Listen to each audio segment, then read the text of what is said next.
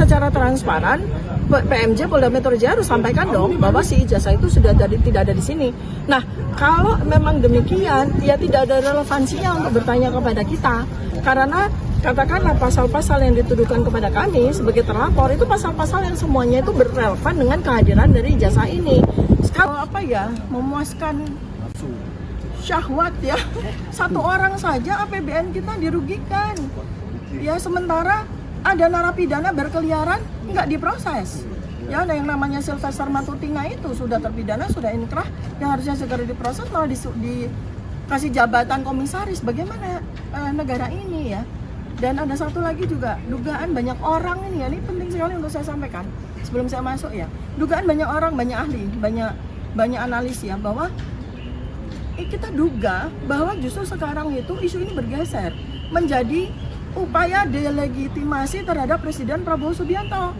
Artinya kalau seandainya jadi nih 12 tokoh ini dikriminalisasi dengan laporan polisi yang tidak jelas seperti itu, berarti Presiden lemah. Berarti Presiden lemah secara hukum, tidak mampu untuk menguasai kepolisian. Itu kan yang terjadi sekarang ini, kita melihat tendensinya. Jadi sengaja untuk digeser, bukan untuk lagi melayani syahwat dari satu orang itu saja, tapi dugaan banyak orang itu juga bertendensi untuk mendelegitimasi Presiden Prabowo Subianto ya. Ini apa yang bisa saya sampaikan ya untuk pagi ini, nanti saya akan lanjutkan ya pas makan siang ya. Ada apa aja persiapannya? Oh persiapannya ya, ini juga pelajaran untuk semua rakyat Indonesia ya, bahwa kita ini benar-benar dengan pelajaran, dengan apa yang saya alami itu, jangan pernah buta hukum. Kita semua tuh harus melek hukum. Dan kita juga harus melek teknologi, ya. Anda baca tulisan kami, hasil penelitian kami, Anda akan tahu bahwa dengan teknologi yang sudah kami jelaskan di buku Jokowi's White Paper ini, sesungguhnya kebohongan itu nggak ada tempatnya lagi, ya. Kebohongan nggak ada, orang bisa bohong. Jadi kalau ada orang yang masih mau berbohong dan masih kepengen berbohong, itu orang itu kudet, jadul. Karena dengan teknologi digital forensik, teknologi metakognisi yang saya jelaskan di sini ya, bahkan lie detektor aja udah nggak butuh loh. Karena dengan ilmu metakognisi yang saya jelaskan, neurokognisi yang saya jelaskan itu, orang bohong itu ketahuan kok dari mulutnya ketika dia bicara, dari narasinya ketika dia bicara. KKN 1983 lalu KKN awal 1985 itu udah jelas ya. Nah, kenapa demikian? Ada alasan, karena bisa masukkan orang-orang yang nggak jelas ini melapor. Tadinya 5, betul kan? Tadinya 5, sekarang yang 2 sudah tahu diri, karena nanti bakal ada serangan balik dari kita. Kalau ini tidak terbukti, saya jamin orang-orang itu akan masuk penjara. Saya jamin. Itu. Jadi jangan dianggap enteng ini bukan permainan, ini penegakan hukum. Ya kan? Melapor seenaknya sendiri nggak ada. Dan satu hal lagi, ya kan, pemanggilan yang sekarang ini beda lagi.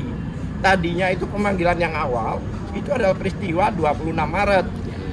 26 Maret. Sekarang 22 Januari. Padahal dalam hal ini Roy Suryo, Tifa, terus Rismon itu nggak ada hubungannya dengan tanggal itu. Jakarta Pusat lagi kapan ke Jakarta Pusat? Ya itu tidak benar.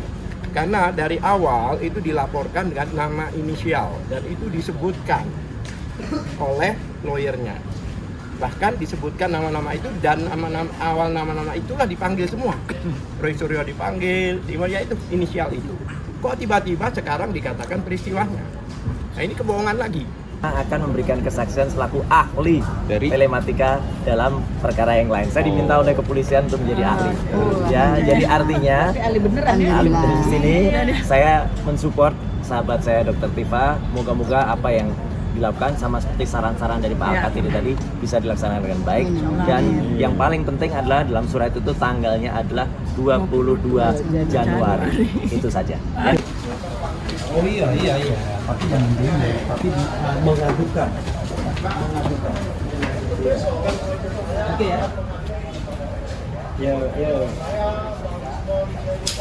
Kapolri nggak? Audiensi dengan Kapolri soal ijazah palsu. Urusan jadwal pemeriksaan ya, saya sudah ikuti dengan patuh ya. Ada 79 pertanyaan, tapi satu pertanyaan ada A, B, C, D, E, F, G hanya. Jadi cukup banyak ya. Tadi saya tidak terhitung karena pertanyaan dan saya jawab yang nomor 1 tuh begini. Jadi saya punya jawaban dengan syarat. Saya akan menjawab pertanyaan yang disampaikan dengan syarat ijazah asli atau ijazah dari Joko Widodo ada di meja ini, saya bilang gitu. Nah ternyata ada sebuah jawaban yang bikin saya surprise, karena ternyata kata pemeriksa saya itu sampaikan bahwa ijazah itu sudah tidak ada lagi di Polda Metro Jaya, dan itu tidak pernah disampaikan kan kepada khalayak, kita semua tidak tahu. Dan posisi dari ijazah itu sekarang ada di Mabes. Berarti tadi nggak Ada di sempat Mabes ditunjukin ya, dan sedang atau sudah dilakukan uji forensik, lab forensik gitu.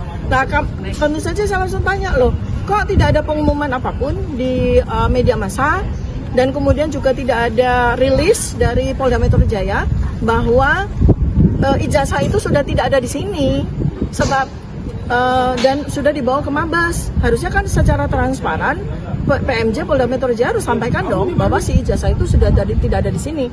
Nah, kalau memang demikian, ya tidak ada relevansinya untuk bertanya kepada kita, karena katakanlah pasal-pasal yang dituduhkan kepada kami sebagai terlapor itu pasal-pasal yang semuanya itu berrelevan dengan kehadiran dari ijazah ini. Kalau ijazah ini tidak hadir, ya untuk apa saya jawab? Karena kan jadi tidak nyambung ya. Memang tadi isi sumpahnya saya juga kan didampingi oleh para kuasa hukum saya ya. Isi sumpah itu agak riskan bagi saya untuk saya tanda tangani, dan secara undang-undang saya boleh untuk tidak menandatangani sumpah tersebut. Karena begini, jadi dari seandainya nih nauzubillah min dzalik ya, tentu saja saya tidak ingin ini berkembang gitu kan ya. Saya ingin masyarakat tuh jangan sampai jadi korban kriminalisasi oleh satu orang ini loh gitu loh. Jadi jangan sampai polisi ini mengikuti syahwat dari satu orang gitu loh dan mengorbankan semua kepentingan. Karena ingat baik-baik ya bahwa kita beracara seperti ini ya, itu membutuhkan dana besar sekali, dan itu dana APBN, dana pajak rakyat ya. Dan ketika kemudian setiap hari tambah lagi orang yang diperiksa, itu berapa banyak dan sampai berapa lama, itu ya yang saya sayangkan di dalam. Padahal persoalannya kan sangat sederhana. Pak Joko Widodo punya nggak sih ijazah? Ya kan? Kalau memang katanya itu sudah disampaikan ke Polda Metro Jaya, itu ijazahnya asli apa tidak?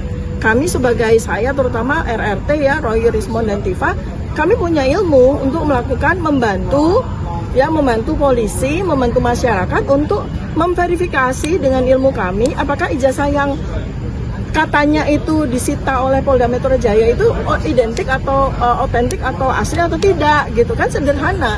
Jadi kami pun juga bisa menyampaikan kepada masyarakat.